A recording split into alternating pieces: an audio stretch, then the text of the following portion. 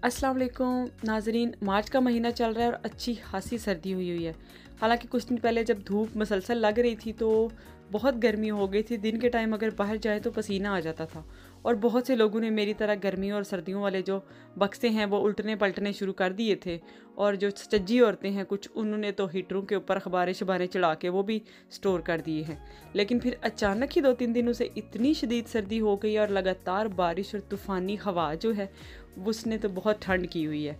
और आज सुबह मैं मॉर्निंग वॉक पे गई थी तो जो बैरीतोरम के इर्द गिर्द सराउंडिंग्स में पहाड़ हैं वहाँ पे बर्फ़ पड़ी हुई थी और बिल्कुल सफ़ेद हुए हुए थे।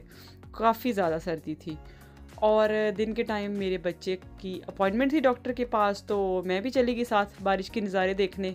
बहुत बारिश हो रही थी और ज़रा बड़ा अच्छा सुहाना सा मौसम हुआ हुआ था, क्योंकि मुझे हमेशा से ही शदीद सर्दी, बारिश, धुंध और ये चीज़ें बड़ी पसंद हैं।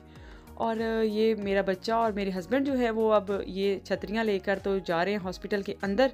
हैं जो टिपिकल औरतें हैं जो हर वक्त बराबरी का रोना रोती रहती हैं और जैसे ही दो कणियाँ पड़ जाती हैं तो फिर फ़ौरन ही सारे घर के काम जो है वो मर्दों से करवाने लग जाती हैं कि जैसे खुद वो नमक की बनी हो।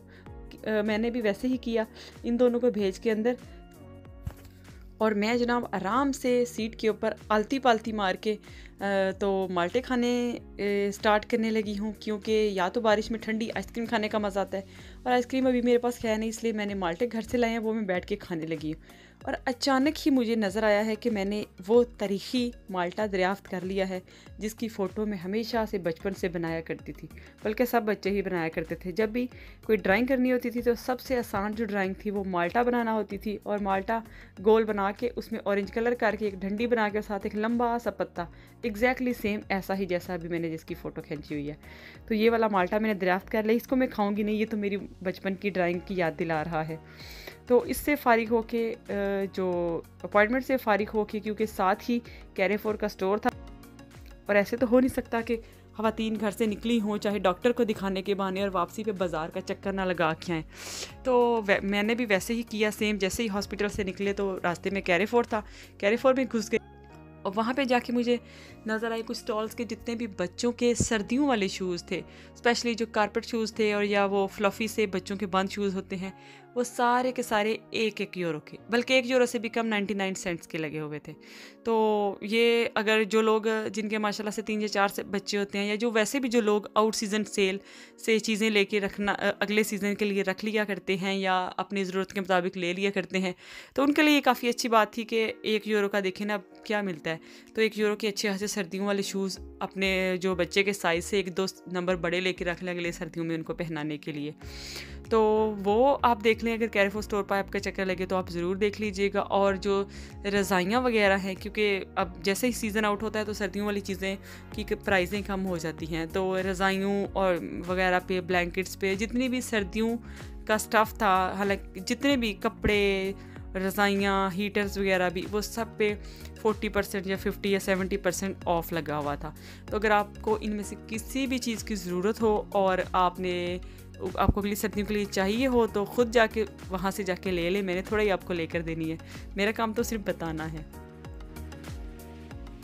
और जैसे कि सारी ख़वातीन की आदत होती है कि चाहे लेना कुछ भी ना हो लेकिन फिर भी सारे स्टोर की एक एक चीज़ को देखना है और उसकी कीमतें नोट करनी है, तो फिर घर आना है। और मुझसे तो अक्सर मेरे हस्बैंड कहते हैं कि मैं कोई चीज़ देख रही हूँ तो वो मुझे कहते हैं ये तुम्हें चाहिए, तो मैं कहती हूँ नहीं। फिर कहते हैं फिर देखती क्यों है भाई। तो ये ख़वातीन की साइकी होती है, ये सिर्फ औरतें ही समझ सकती हैं कि वो सारी स्टोर की, सारी दुकान की सारी चीज़ें क्यों देखती हैं जब उन्हें लेनी भी नहीं होती। तो सेम ऐसे ही मैंने भी कुछ थोड़ी सी ग्रॉसरी की चीज़ें ली और एक आध और जूता वगैरह लिया और घर आ गई।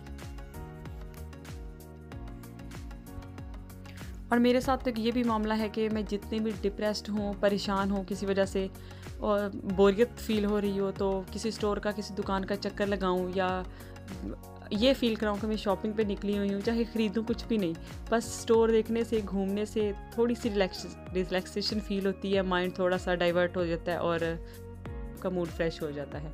तो ये कुछ मर्द ये बातों को नहीं समझ सकते, लेकिन ख़वातीन को ये सारी बात यकीनन अच्छी तरह समझ आ रही होनी है। या फिर ये होता है कि जब आप परेशान होते हैं या मूड ख़राब होता है तो मैं जितनी बक्सों में पड़ी हुई चीज़ें होती हैं या कपड़े होते हैं या इस तरह की जो चीज़ें हैं वो निकाल के देखना शुरू हो जाती हूँ, या कोई पिछली दफ़ा की हुई शॉपिंग है वो बेड पे बिखरा के उसको देखती हूँ, ट्राई करती हूँ नई कपड़े चीज़ें पहनना, मेकअप करना।